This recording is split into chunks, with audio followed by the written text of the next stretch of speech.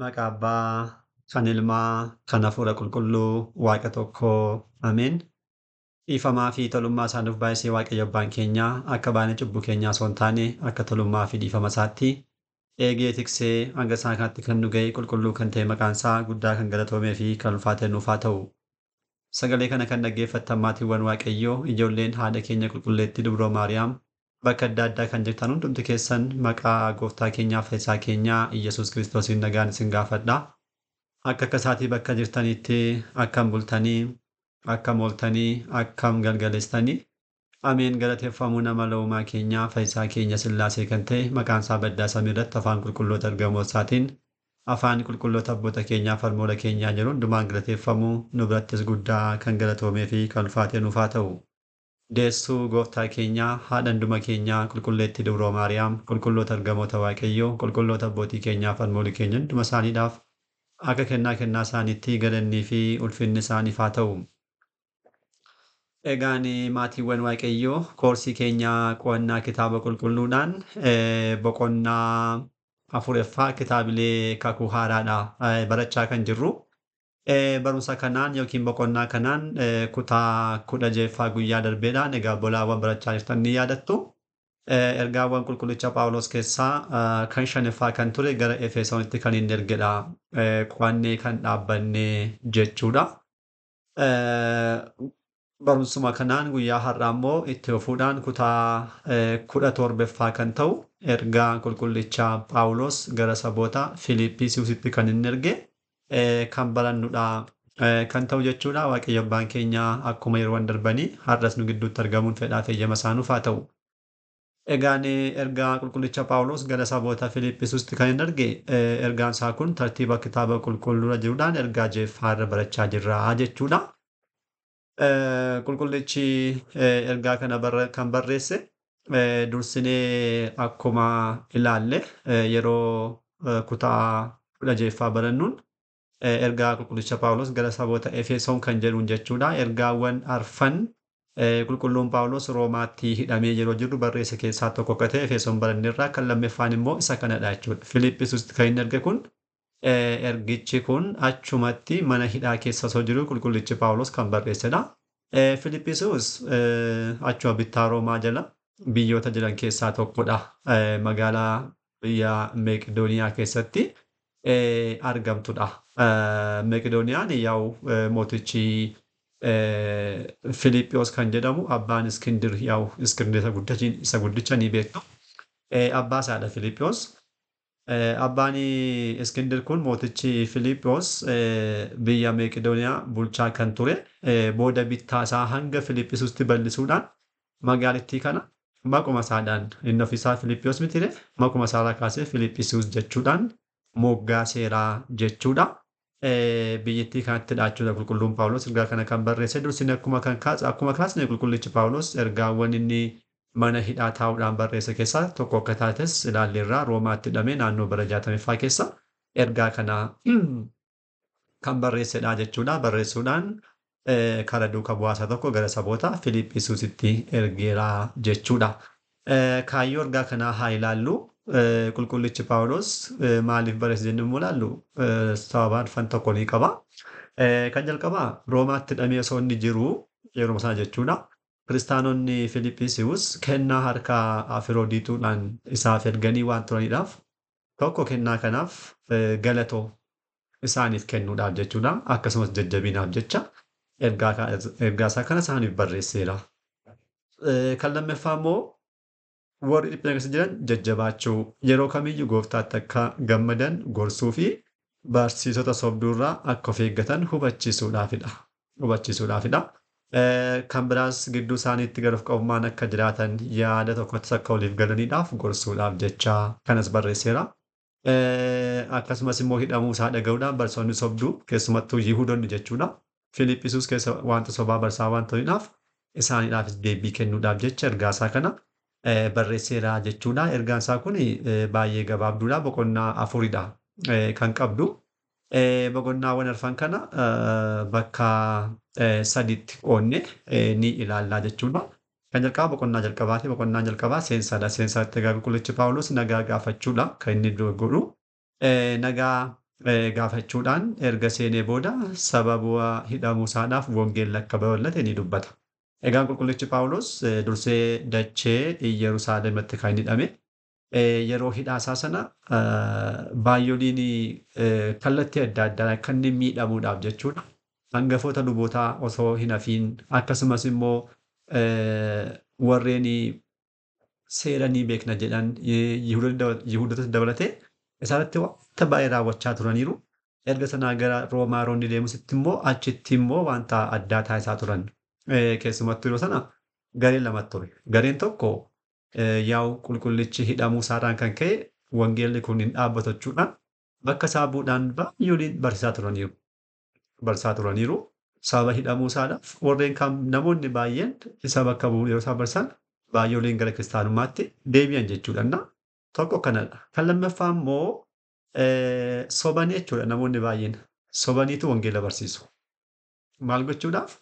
Yaa wangeelli akka hin barsiifamne jedhamaa waan tureedhaaf yeroo barsiifamu haariidhaan qulqulluu Phaawulos irratti murtii cimsuudhaaf yookiin adabbii itti cimsuudhaaf jechuudha. Kunoo warra inni baase kana raawwachaa jiru. Kanaaf namicha kanatti murtiin cimuu qaba jedhanii akka murtii itti cimuudhaaf jecha wangeela barsiisu. Isaan sobaan barsiisu namni immoo dhaga'ee gara Kiristoosiin amanaa turenna. Baay'ee nama dinqisiisanna. Qulqullichi Phaawulos kana lamaanitti baay'ee gammada. Tokko warreen sobaan barsiisan isaan dhimma isaanii sobaan haa godhan malee garuu baay'ooliin gara Kiristoositti karuma isaanii deebi'anii jechuudhaan immoo kanatti gammadeera jechuudha. Innaa kanarraa kan ka'e wangeelli kara kana hidhamuu isaarraa kan ka'e babal'achuusaa qulqullichi Phaawulos boqonnaa tokkoffaa irratti bal'inaan ibsee ni arganna. Boqonnaa lamaatii kaasnee hanga sadaffaatti immoo ol of qabummaarraa fagaachuu. Ol of qabummaadhaa jechuudha. Eenyuyyuu ol of qabu akka hin qabne keessumattuu gad of qabummaa qabaachuu akka qabnu wanta raawwannu hundumaadhaaf galatoon dabarfamee eenyuuf waaqayyoodhaaf kan kennamu ta'uu qabu. Galatoon kantuu baay'ee rakkisaadha. Baay'ee rakkisaadha. Namni kaan wanta hojjennetti haa turuutii wantuma hojjetetti iyyuu galatoo fudhachuu akka hin qabne beeka. Maaliidhaaf eenyus jemmer wanta hojjetu mataa isaatti hojjechuu hin danda'u. Kiristoos galanni isaaf haa ta'utu dubbateera. Wanta tokko ana malee gochuu hin dandeessanii. Akkasumas immoo wanta sirraa eegamu tokko gaafa raawwattan nuti garboota faayidaa hin qabnedha ofiin jedhaa jechuudhaan kan dubbateera. Ilaalaa wanta sinirraa eegamu tokko. Ingidii isti ammam keenyadha wanta nurraa eegamu mataa isaa kan raawwanneeru. Kan raawwatan jiru namni wanta nurraa eegamu mataa isaa raawwatiin wanti tokko isatti galatoo. Kan barbaadamuun kun miidhaa guddaa kan qabudha. Gatii sin argamsiisu. Namni wanta raawwatu hundumaa keessatti gad of qabummaa qabaachuu qaba. Booda kanneen dhufan barsoonni baay'een gad of qabummaa kanaaf bakka guddaa kennanii barreessaniiru. Gad of qabummaan kennaa hundumaa gudunfuu kan dandeessudha jechuudhaan barreessaniiru. Kennaa hundumaa kennaa gosa baay'ee yoo qabaanne tajaajila gosa baay'ee yoo qabaanne gad of qabummaa kanaan hin gudunfamu yoo ta'e likka akkuma madaabiraa kuntaalatti xaafii yookiin boqqolloo naquudhaan osoo hin gudunfii yoo hafan maal godha? Osoo dhaabatu yoo kufe xaafiin sun biyyoo duukaa ol makamee badaachuudha. Kennaa gudunfituu tajaajila hundumaa kennaa hundumaati jechuudhaan abboonni basanii kennaa gosa kamiiyyuu yoo jiraate yoo qabaanne gad of qabummaan mala gudunfituu isaati jechaadha kan qabdee teessudha. Gad of qabummaan jiru taanaan garuu kennaawwan kun hundumtuu deebi'anii rakkoo keessa nama galchu jechuudha. Kana barreesseera dabalataan immoo barumsa sobdootaa irraatii of eeggachuudha. Egaa barumsa sobdootaa inni guddaan tokko dhanna qabannaadha. Baay'ooliin Yihuudoonni isaan kanatti ol of qabaa turan warra Filiippisius keessa kan jiratan baay'ooliin alagoota waan ta'inaaf Yihuudoonnis hin jiru. Warreen dhanna qabannaa isaanii kanaan qajeelummaa addaa akka argatan, kabaja akka argatan, fayyina akka argatan taasisaniitu warreen dhanna hin qabanne irratti of tuulaaruun isaan turan sana kun faayidaa akka hin qabne itti ani jechuudhaan mataa isaa kaaseera. Ani mataan otootiin of jajuun barbaachise immoo anumti mataan koyyuu gosa Biniyaam keessaa kan dhaladhedha. Guyyaa 8ffaattis dhanna kan hin qabadhedha. Gosa ani sun akka hamne Farisaawwiidha. Yihuudota keessaas tokkodha. Jechuudhaan kana hundumaa akka raawwate. Inni kun hundumti immoo faayidaa akka hin qabne beeku. Eenyuyyuu Kiristoositti amanuudhaan uubameetu qajeelummaa sanaaf kan gahu malee kana keessaan dhaladhee asiin dhufee guyyaa kanatti dhanna akkasii qabadheera. Ani sanyii abaluu jechuudhaan tokko faayidaan akka hin jirre kana kaaseerannaa ani mataan koyyuu ittiin fayyadamne jechuudhaan mataa isaa kaasee isaanitti agarsiise. Kanaaf namoota kana hin dhaggeeffatinaa jechuudhaan barsiiseera barreesseeraaf jechuudha. Kan biraan kan sadaffaa boqonnaa afuraffaati. Boqonnaa afuraffaatti gorsadha kan inni kaasu. Gorsa qulqullichi Phaawulos ba'uunetti nama dinqisiisa. Achi mana hidhaa keessa taa'uudhaan ergaa inni barreesse kun baay'ee nama dinqisiisa. Ergaama Filiippisius boqonnaa afur qabdu kana keessatti waaqayyotti gammadaa jechuudhaan si'a 8 ol gammadaa jechuudhaan barreesseera. Engidihi namni mana hidhaa keessa taa'ee osoo waa tokko gaafatanii kan inni barreessu hin beekna miti. Inni garuu gorsa cimaa isaan gorsa. Yeroo kamtu taanaan waaqayyotti gammadaa. Hulleem yeroo kamittuu waaqayyotti gammadaa. Kadhannaa keessanii iyyannaa hojirraan gara isaatti dhiyeessaa. Rakkoo keessan hundumaa isaatti himadhaa. Wanta raawwatamu hundumaadhaaf immoo maal ta'a? Waaqayyoodhaan gammadaa. Jireenyi biyya lafaa kun bargiti sirriima akkasumadha. Bu'aa bayiidhaan kan guutedha. Bu'aa bayii kana hunda keessattidha kan waaqayyoodhaan galateeffannu malee, kan waaqatti gammannu malee akkasiin argadhee, hojii akkasiin seenee, dhalan argadhee, ijoolleen koo bakka akkasii ga'anii, waaqayyo wanta akkasii dhukkoo kana na fayyisee. Bargiti kana jedhanii waaqayyoon galateeffachuun bareedaadha. Garuu kana qofaa miti. Kana qofaa miti waaqayyoodhaan galateeffachuun kan nama geessu. Jireenyuma kam keessattuu ba'uunati waaqayyoodhaan maal gochuu? Galateeffachuudhaaf waaqayyotti gammaduu akka qabnudha. Yeroo qulqullichi Phaawulos kuma hidhaa keessa taa'etu hundee maaliif akkasina godhee waaqayyo otoo nama kanaa tajaajilu ergaawwan kana osoo hin barreessu guyyaa tokko otoo hirriba qabaadhee bulee hin beekin kan namaaf na gootan jenneen. Hin jenne mana hidhaa keessa taa'ee mataa isaa gammadaadha laala. Waggaa meeqa akka inni beektu hundi keessan. Dachee Israa'el keessatti waggaa 2 ol hidhameera. Roomaa dhaqee akkas waggoota baay'ee hidhameera. Kana keessa hidhaa keessatti gidiraa guddaatu irra ga'aa ture ba'uunati. Wanta nyaata amma dhabutti rakkina guddaa keessatti kaasee rakkina guddaa keessatti dabarsaa turedha. Guyyaawwan meeqaa reebamuudhaan dabarseera.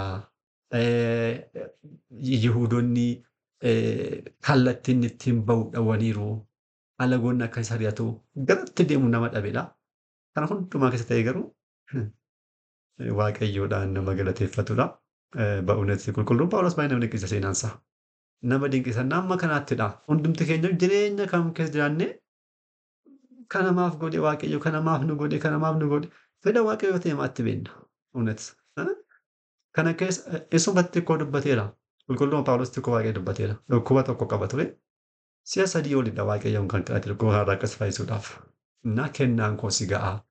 Asuma keessa teessee akkati na tajaajiltuun barbaada waaqayyo. Maal dhukkuba kana akka na tajaajiltuun barbaada. Kana booda meen jedhee fudhate jechaadha.